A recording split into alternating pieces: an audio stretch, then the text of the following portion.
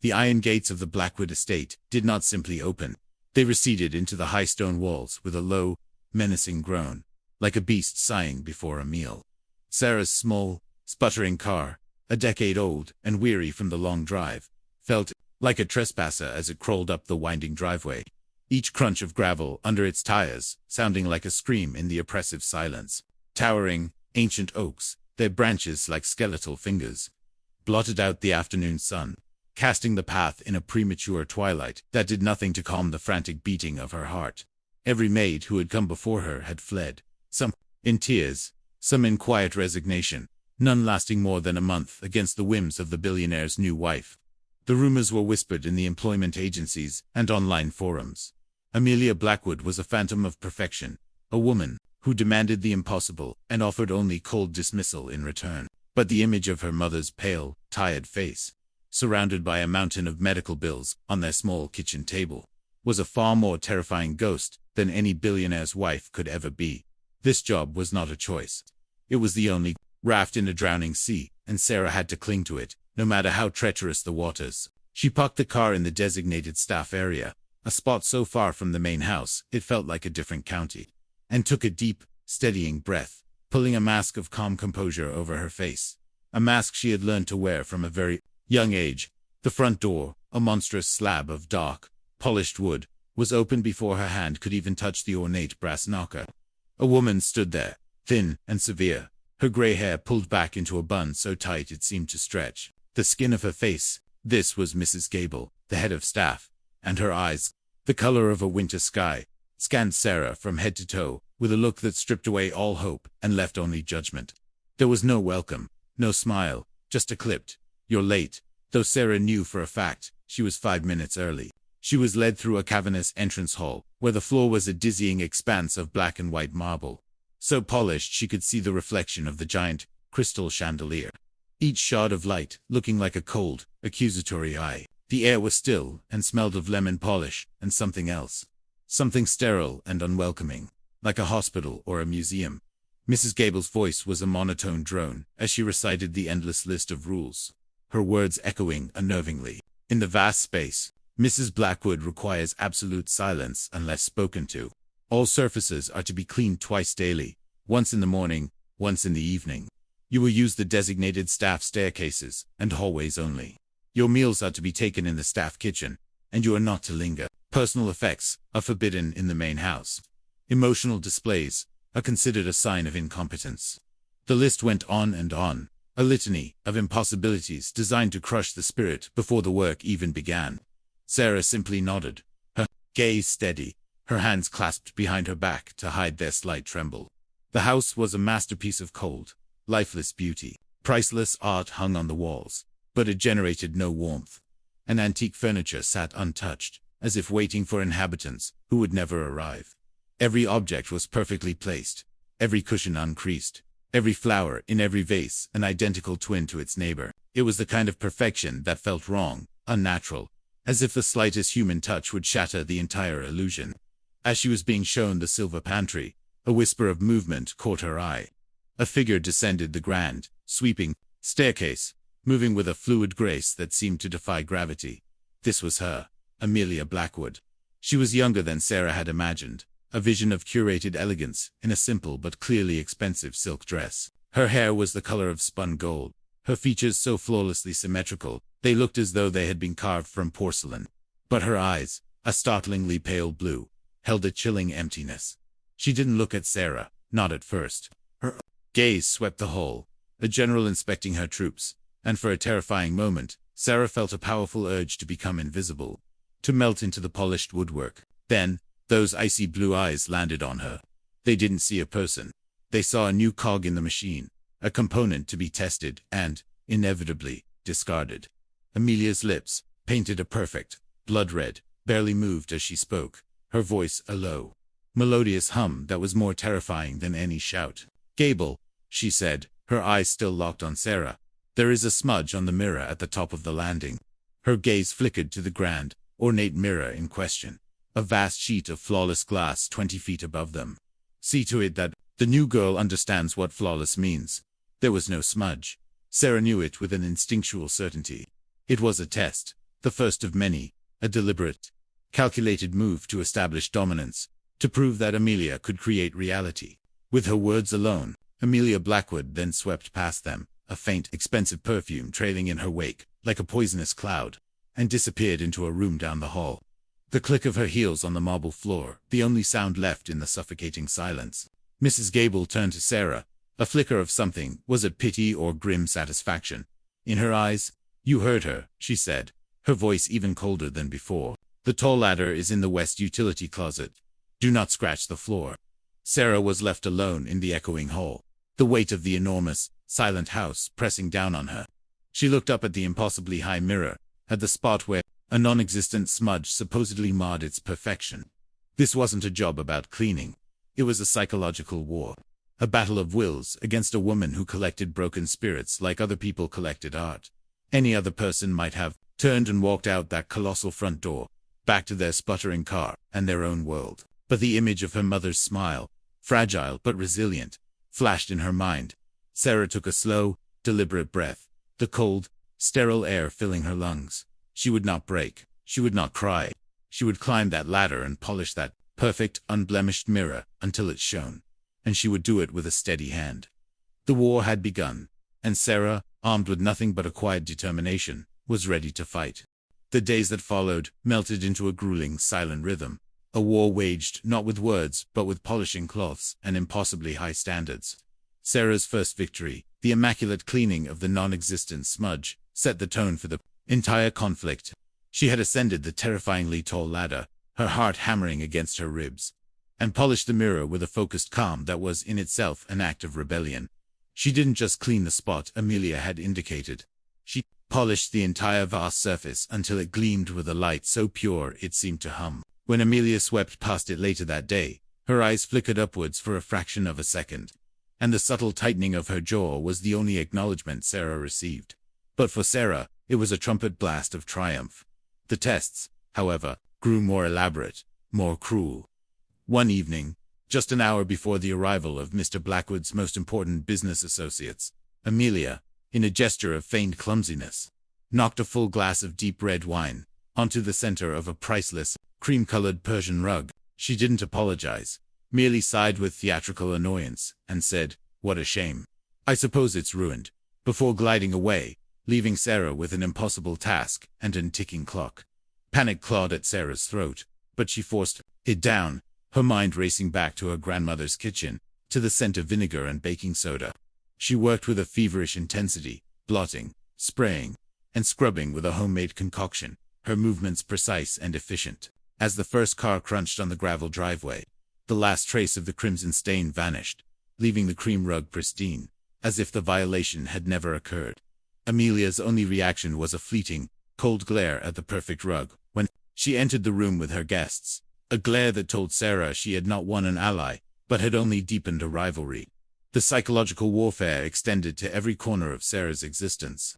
There were the last-minute demands for obscure meals, like the time Amelia requested a highly specific Brazilian seafood stew, a dish Sarah had never even heard of. For a moment, she saw the flicker of victory in Amelia's eyes, the assumption that she, a simple maid, would be ignorant of such worldly cuisine. But that night, locked in her small, plain room, Sarah used her 15 minutes of allotted staff internet to furiously research recipes, cross-referencing videos and articles, until the steps were seared into her brain. The next day, she presented the dish, perfectly executed, its aroma filling the vast, empty dining hall. Amelia tasted it, her face a mask of indifference, and pushed the bowl away after a single bite, but she didn't complain. The lack of complaint was another silent, hard-won victory. The most vicious attacks were on her character. An emerald earring, a gift to Amelia from her husband, went missing.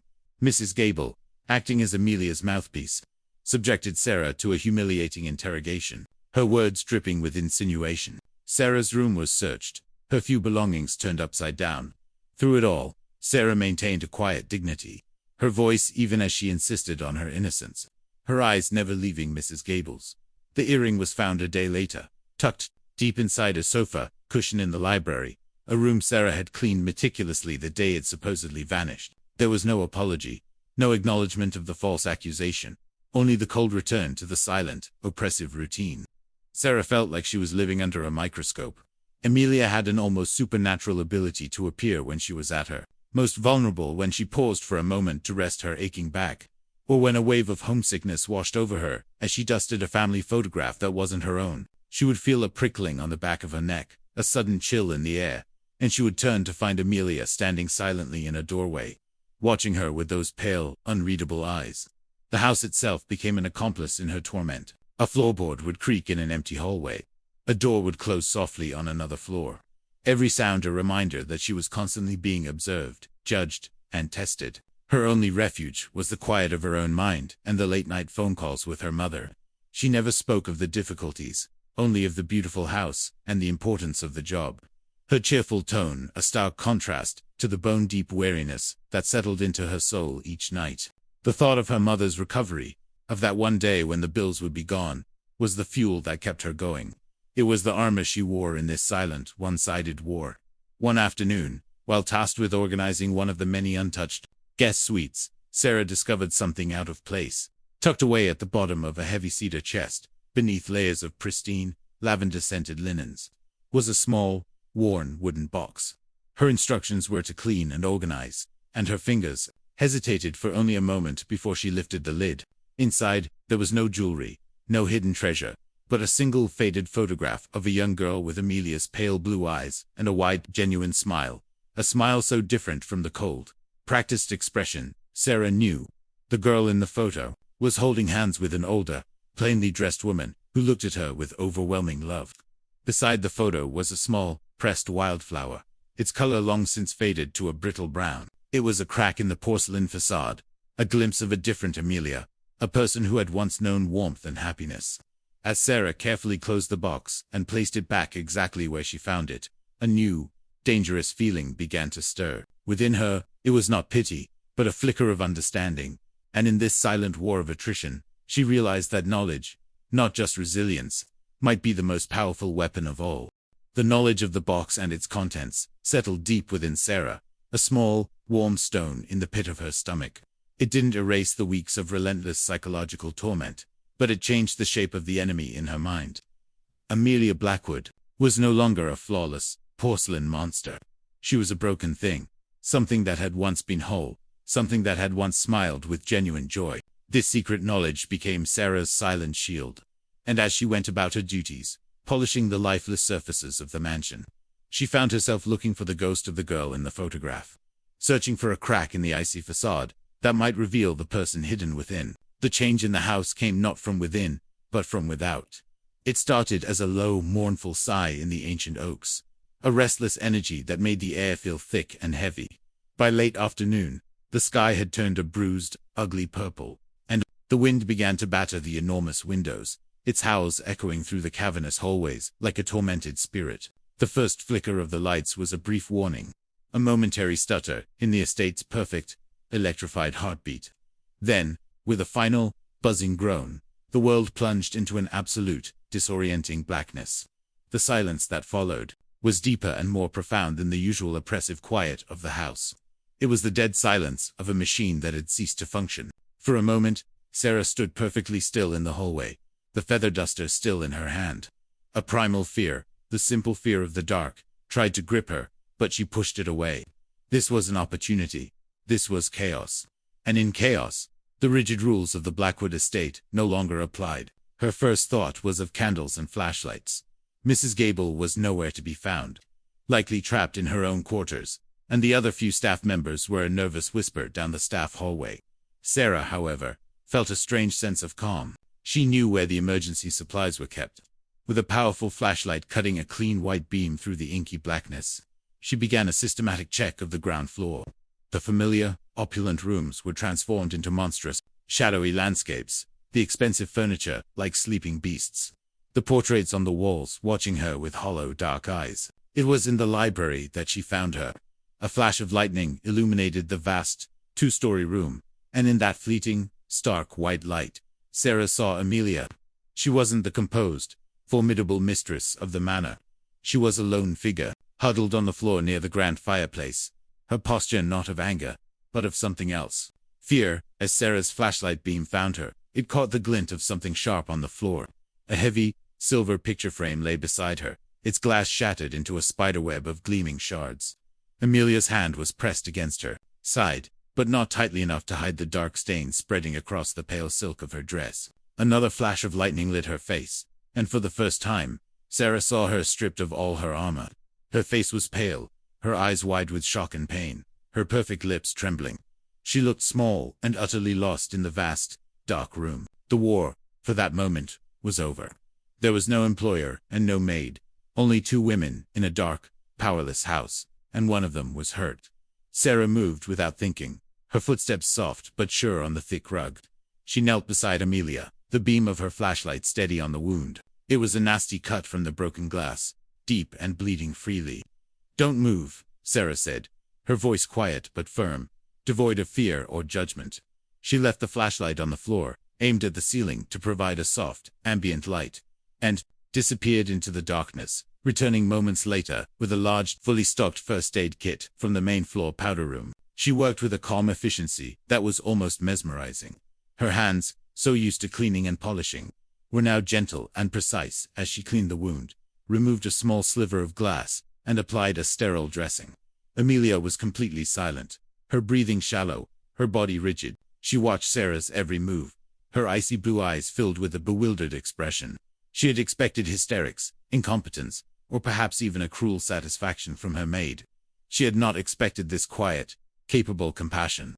As Sarah finished wrapping the bandage, her fingers brushing against Amelia's, a long, shuddering breath escaped Amelia's lips. The storm outside began to soften, its furious rage diminishing to a steady, rhythmic drumming of rain against the glass.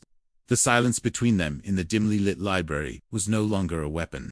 It was something else entirely, something fragile and new. It was a space filled with the unspoken acknowledgement of a shared, terrifying moment and an unexpected act of simple, human kindness.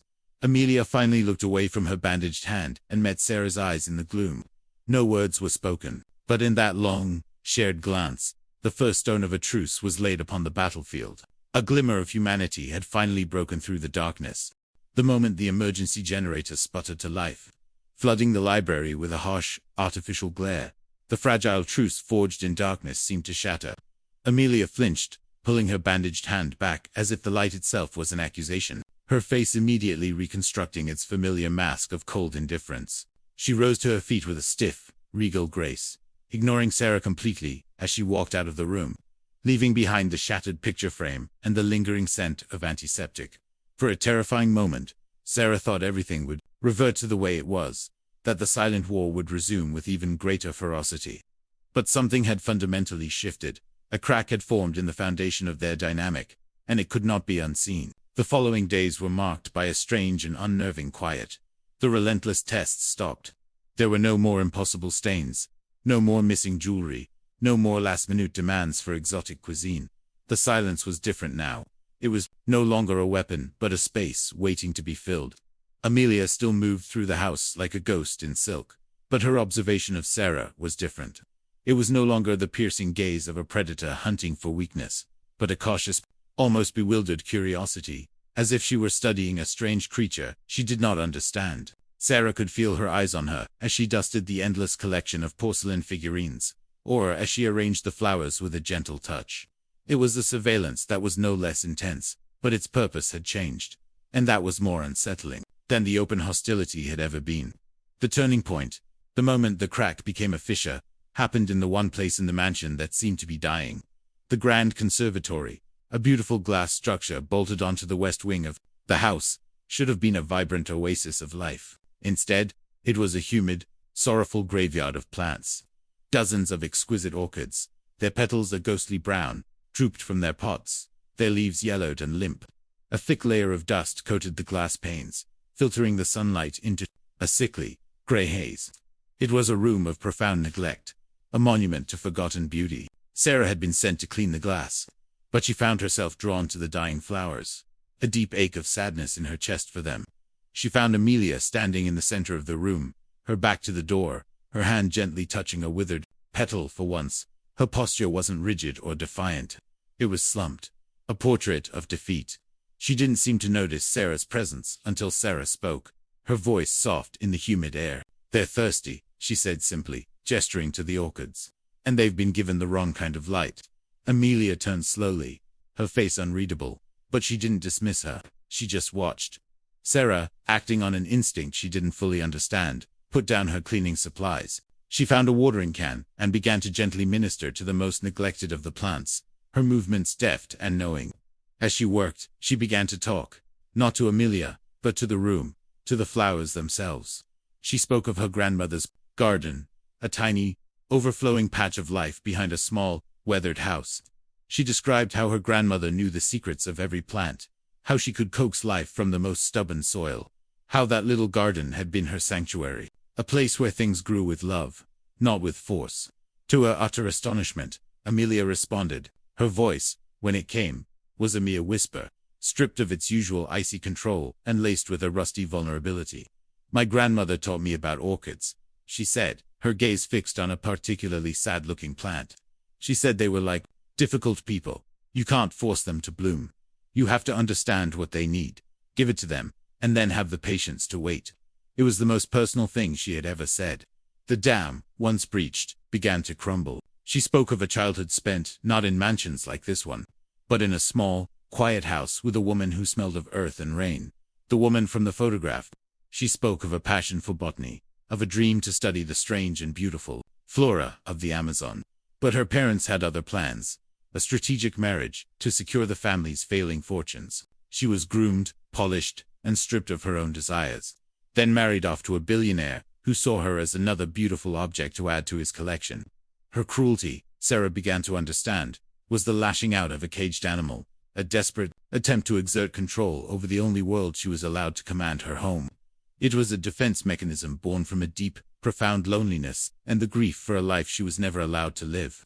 The Icy Queen was a facade, a carefully constructed fortress built to protect a broken heart and a murdered dream. As the afternoon light began to fade, casting long, dusty shadows across the conservatory, the two women stood in silence, the air thick with unspoken truths. The barrier between them had not just been cracked, it had been completely dismantled, leaving only the raw, aching humanity of two very different people who had, by a strange twist of fate, found a common ground in a room full of dying flowers. The transformation of the Blackwood estate did not happen overnight. It was a slow, quiet sunrise after a long, dark storm.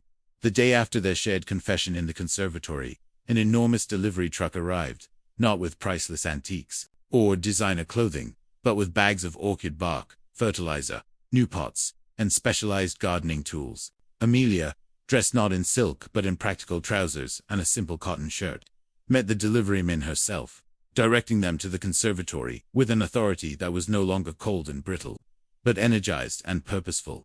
The war was officially over, replaced by a collaborative, almost secret project.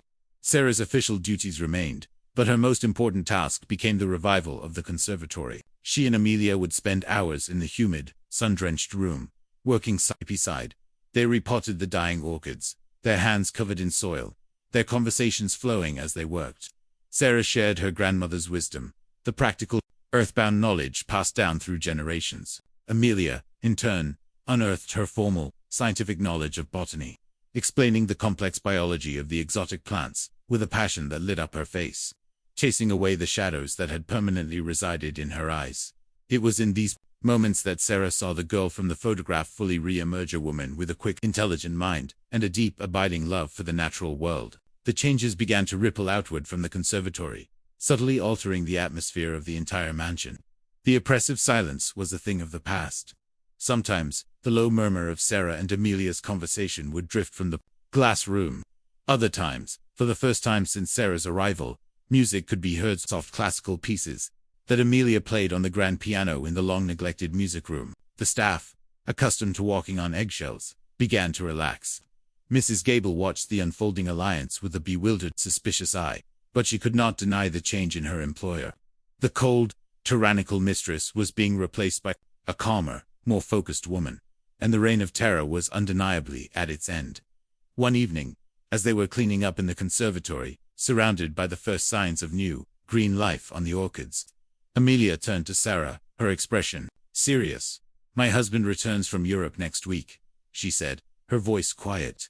A sliver of the old tension returned to the room. Sarah had never met the elusive billionaire, Mr. Blackwood, but he was a powerful, unseen presence. The architect of the gilded cage Amelia inhabited. He doesn't appreciate messes, Amelia continued, her gaze sweeping over the bags of soil and scattered tools. He likes things to be perfect, unchanged. In that moment, Sarah understood the new, unspoken threat. The fragile peace they had built. This new beginning Amelia was so tentatively embracing, was in danger. It was not a battle against Amelia's cruelty anymore, but a fight for her very soul against the man who had tried to extinguish it. When William Blackwood returned, he was exactly as Sarah had imagined. Tall, impeccably dressed, with eyes that assessed the value of everything they landed on, including his wife. He greeted Amelia with a perfunctory kiss on the cheek, his gaze already sweeping the grand hall for any imperfections. He noticed the faint scent of damp earth immediately. "Have the gardeners been working inside?" he asked, his voice smooth, but with an undercurrent of steel. It was Amelia who answered, her voice clear and steady, without a trace of its former tremor. "I have been working," she said. "In the conservatory. I'm restoring it." She led him to the glass room, Sarah following at a discreet distance, her heart pounding. The conservatory was no longer a graveyard. It was a thriving, organized laboratory of life. The glass was spotless, and the orchids, though not yet in full bloom, were green and healthy, their leaves reaching for the light. Mr. Blackwood surveyed the scene, his face a blank mask. He saw not the beauty of renewed life, but the disruption of his perfectly curated world. "It seems like a great deal of effort for a few flowers," he said dismissively. "The staff could have handled this." Amelia took a deep breath. "The staff did," she said, looking directly at Sarah. "Sarah has been helping me. She has a gift for it." For the first time, William Blackwood's calculating gaze landed on Sarah. He saw a maid, a component of the household, and he was about to dismiss her when Amelia spoke again. "I am thinking of expanding it. Perhaps adding a hybridization lab. I've been reading some of the latest research," and he cut her off, a condescending smile playing on his lips. "Amelia, darling, your hobbies are charming, but let's not get carried away." But the woman he was speaking to was not the same woman he had left weeks ago. A quiet strength radiated from her, a confidence born from rediscovering a piece of her lost self. "It is not a hobby, William," she said, her voice soft but unbreakable. "It is my work." The standoff was silent, but the tension was thick enough to taste. Sarah watched as the billionaire stared at his wife, truly seeing her, perhaps for the first time, not as an acquisition, but as a person with a will of her own. He saw a stranger. Defeated for the moment, he turned and left, leaving a trail of cold disapproval in his wake. The victory was quiet but monumental. That evening, Sarah received a thick envelope. Inside was not a notice of dismissal, but a check for an amount that made her gasp enough to pay off all of her mother's medical bills and secure her care for the foreseeable future. There was also a letter, written in Amelia's elegant script. It was not a letter from an employer to a maid, but from one woman to another. It spoke of gratitude, not just for saving the orchids, but for reminding her of the person she had been forced to bury. The final sentence read, "You did the impossible. You survived. But you did more than that. You taught me how to." A new beginning had dawned, not just for the dying flowers, but for the two women who had brought them back to life.